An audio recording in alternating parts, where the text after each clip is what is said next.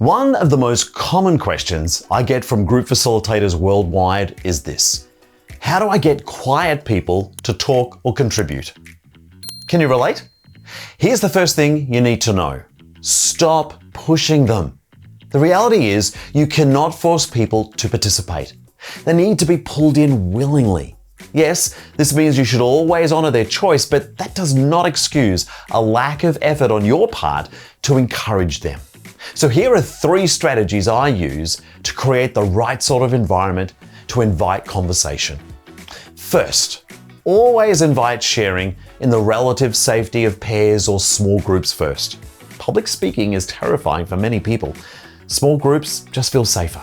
Second, frame the sharing so everyone knows they can respond however they want, which might include nothing at all in the beginning.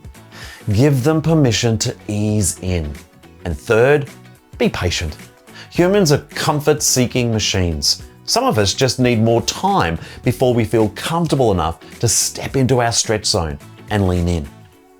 Want more strategies like this?